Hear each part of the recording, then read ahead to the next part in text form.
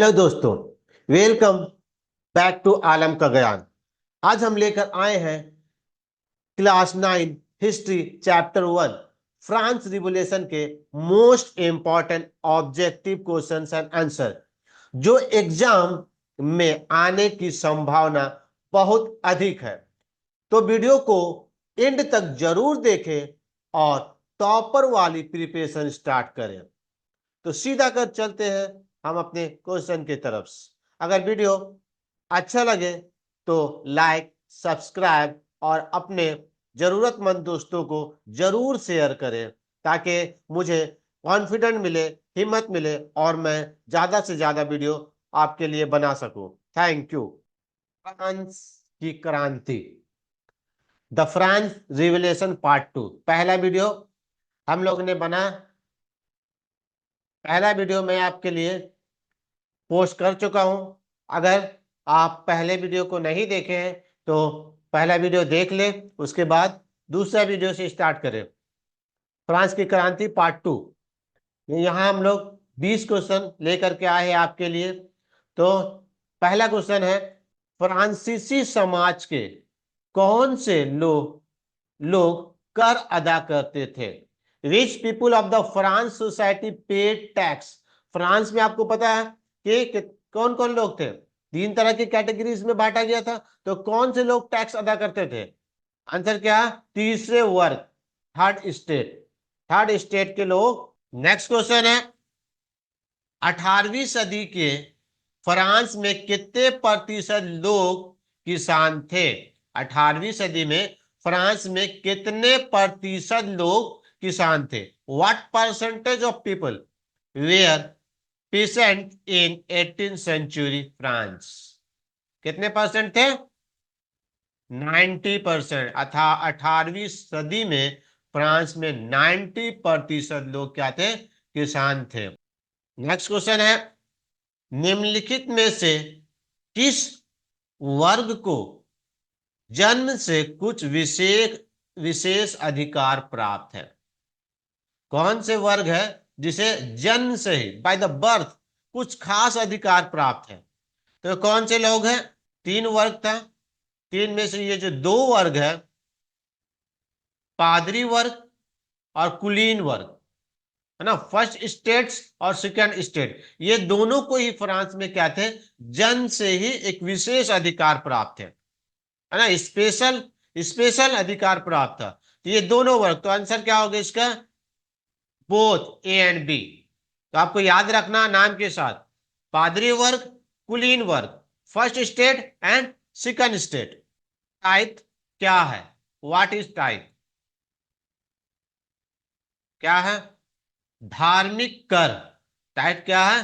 धार्मिक कर है, रिलीजियस टैक्स है। धार्मिक कर है, एक रिलीजियस टैक्स है।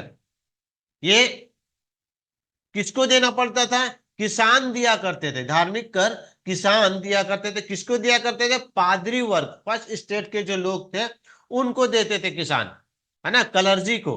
किसान, धार्मिक कर किसान किसको दिया करते थे? पादरी वर्ग को दिया करते थे। इसको भी याद रखना। टाइट क्या है? धार्मिक कर है। और ये किसको दिया जाता था? तो ये कौन देता था और किसको दिया जाता था? तो ये किसान किसान किसान दिया करते थे। किसको दिया करते थे? पादरी वर्ग को दिया करते थे। सीधा चलते हैं नेक्स्ट क्वेश्चन की तरफ। फ्रांस की मुद्रा लिवरे को कब समाप्त कर दिया गया? When was the France currency livre abolished? France की जो मुद्रा थी, जो करेंसी थी, उसको लिवरे को कब समाप्त किया गया? कब खत्म कर दिया गया? तो कब खत्म किया गया था? 1794 एडी में। 1794 ईस्वी में फ्रांस की मुद्रा लीवरे को क्या कर दिया गया था? समाप्त कर दिया गया था, खत्म कर दिया गया था। नेक्स्ट क्वेश्चन है आपका, चर्च द्वारा वसूला जाने वाला टाइप कर कृषि उपज का कितना हिस्सा लिया जाता था? चर्च के द्वारा जो किसानों से टाइप का बोल करके टैक्स लिया जाता था, कर लिया जाता था, वो कृषि का कितना प्रतिशत था या कितना हिस्सा था? तो क्या था वो? व्हाट फ्रैक्शन, ये फ्रैक्शन में what fraction of the agriculture produce was taken as tithe tax by the church. तो कितना फ्रैक्शन था? 10वां हिस्सा था। 1/10 भाग, 1/10 भाग लिया जाता था किसानों द्वारा। ये टैक्स का 1/10 भाग लिया जाता था। ठीक है, किसानों से कितना जो भाग ले लिया जाता था कृषि का? 10वां भाग, 1/10 भाग। तो याद रखिएगा। नेक्स्ट क्वेश्चन है, टाइल कर किसे अदा किया जाता था? To whom was the tithe tax paid? Tithe tax किसे अदा किया जाता था?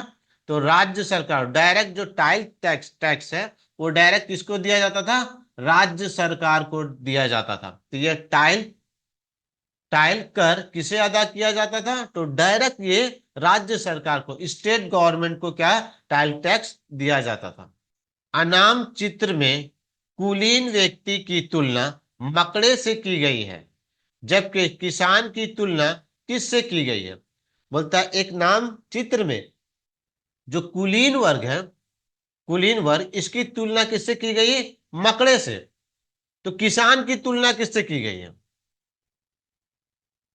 किससे की गई है? तो ये किसान की तुलना मक्खी से की गई है ना। पेशेंट के किससे किया गया? फ्लाई से, मक्खी से इसकी तुलना की गई है किसान की। तो दोनों याद रखना, किसान की तुलना मक्खी से और कुलीन वर्ग की तुलना किससे की गई है? मकड़े से की गई है। तो क्वेश्चन रिवर्स कर सकता, आपको माइंड समझ के पढ़ना, समझ समझ के याद रखना। कुलीन की तुलना मकड़े से और किसान की तुलना मक्खी से की गई है। चलिए आगे चलते हैं। 1715 ईस्वी में फ्रांस की जनसंख्या कितनी थी? What was the population of France in 1715 AD? 1715 ईस्वी में फ्रांस की जनसंख्या कितनी थी? तो कितनी थी? 23 मिलियन। 23 मिलियन, इसको ऐसे ही बोल सकते हैं 2 करोड़ 30 लाख, 2 करोड़ 30 लाख। 1715 में फ्रांस की जनसंख्या 2 करोड़ 30 लाख थी। आगे क्वेश्चन, 18वीं सदी में एक नए सामाजिक समूह का उदय हुआ जिसे किस नाम से संबोधित संबोधित किया जाता है? In the 18th century, a new social group emerged. By what name was it referred to? 18वीं सदी में एक नए सामाजिक समूह, सामाजिक ग्रुप का उदय हुआ था, उसको किस नाम से जाना जाता है? क्वेश्चन है, तो किस नाम से जाना जाता है उसे? मध्य वर्ग, बुर्जुआ वर्ग, है ना। दोनों में से कोई भी ऑप्शन में हो सकता है, मध्य वर्ग या बुर्जुआ वर्ग, middle class. Spirit of the laws नामक रचना के रचनाकार कौन है? Who is the author of the work title spirit of the law? Spirit of the law के लेखक कौन कौन है? तो कौन है? मोतेस्क्यू, मोतेस्क्यू है। नेक्स्ट क्वेश्चन, संयुक्त राज्य अमेरिका के कितने उपनिवेशों में ब्रिटेन से खुद को आजाद कर आजाद घोषित कर दिया था? संयुक्त राज्य अमेरिका के कितने उपनिवेशों उपनिवेशों ने ब्रिटेन से खुद को आजाद घोषित कर दिया था? How many colonies of the United State declare themselves independent from Britain? कितने थे? कितने थे? 13। 13 उपनिवेशों ने, 13 कॉलोनीज ने खुद को आजाद घोषित कर दिया था। नेक्स्ट क्वेश्चन है, फ्रांस की क्रांति के पूर्व स्टेटस जर्नल की अंतिम बैठक कब बुलाई गई थी? When was the last meeting of the States Journal called before the France revolutions? तो कब बुलाई गई थी? देखते हैं कब बुलाई गई थी। लास्ट मीटिंग जो हुआ था वो 1614 में हुआ था, 1614 ईस्वी में हुआ था। लेकिन उसके बाद लगभग 175 साल तक का कोई मीटिंग नहीं हुआ जब भारत के तो उसके बाद 75 साल तक का कोई मीटिंग नहीं हुआ। लेकिन लुई सोलुआ जो थे वो एक मीटिंग कब 175 साल 175 ईयर्स के बाद 5 मई 1789 को सलाह लेने के लिए कर से, जब फ्रांस की स्थिति बहुत गंभीर थी तो उस समय ये एक मीटिंग बुलाया गया था। तो लास्ट मीटिंग का जो ऑप्शन रहेगा वो 1614 में है। अगर बोले लुइस सोलवा ने कब बुलाया था तो क्यों 5 मई 1789 में। ठीक है। तृतीयक स्टेट का नेतृत्व किसके हाथ में था?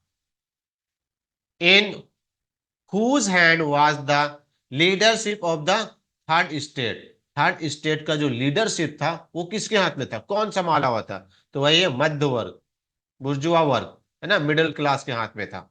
नेक्स्ट क्वेश्चन है, फ्रांस कब